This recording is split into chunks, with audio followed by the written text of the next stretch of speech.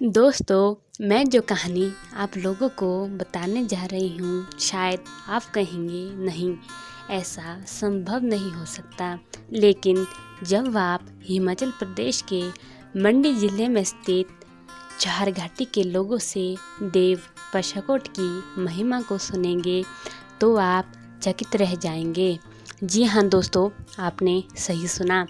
कमाल की बात तो यह है कि यहाँ आपको कुछ ऐसी भी बातें सुनने को मिलेंगी जिन्हें जानकर आप शायद यकीन न करें, लेकिन जो उन लोगों का मानना है वह शुरू से आखिर तक जानेंगे तो आप भी इस बात को मानने के लिए मजबूर हो जाएंगे और चमत्कार के आगे सिर झुका देंगे।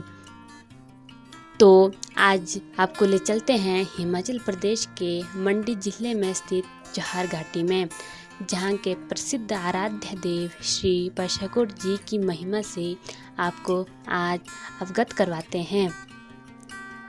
कहा जाता है कि दलावसे नामक जगह पर एक कन्या पानी को जाती थी।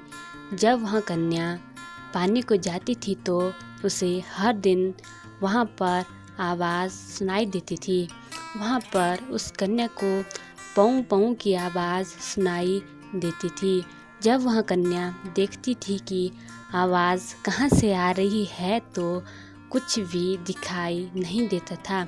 बहुत दिनों तक ऐसा ही चलता रहा और वह कन्या कमज़ोर होने लगी।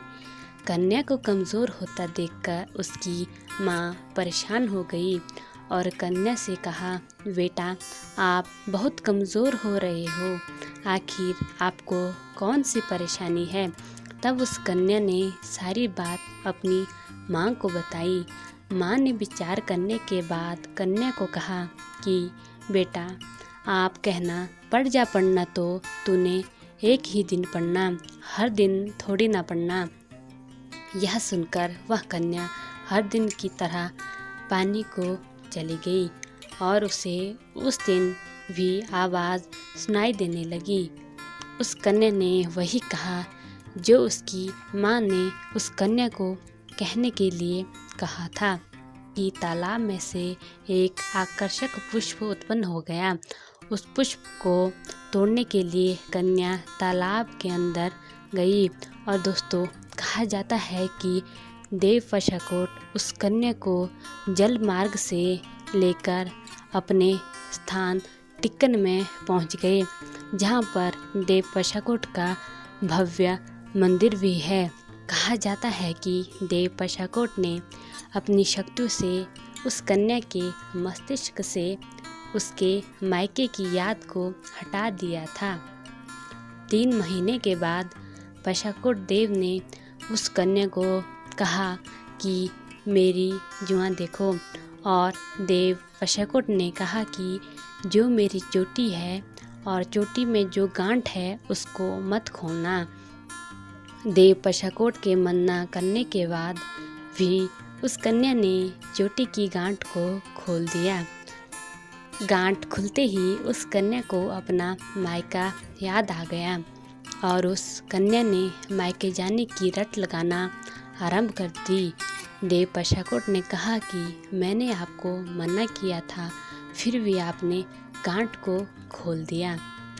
कन्या की हट के आगे देव पशाकोट भी हार गए और देव पशाकोट कन्या को मायके भेजने के लिए तैयार हो गए।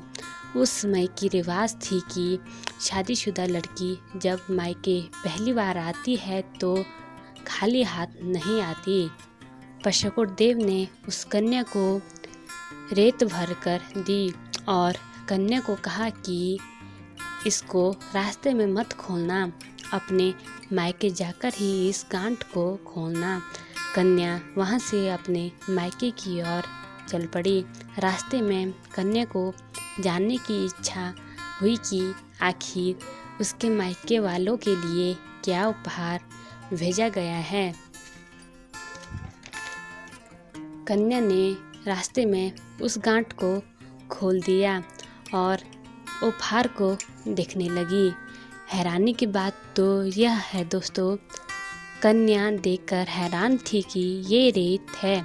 वह निराश हो गई और उस रेत को फेंकते फेंकते अपने मायके पहुंच गई। मायके पहुंचकर उस कन्या ने अपनी माँ को बताया कि मेरे पास रेत का उपहार दिया था। माँ ने जिसमें भर कर रेत दी थी तो उसको देखा। दोस्तों, देव पशाकोट की महिमा देखिए। उसमें एक कोने में से सोने का टुकड़ा निकला और सब उस कन्या ने रेत समझकर फेंक दिया था। सिर्फ एक ही टुकड़ा बचा था। आज की वीडियो में बस इतना ही। मिलते हैं आप अपनी अगली वीडियो में।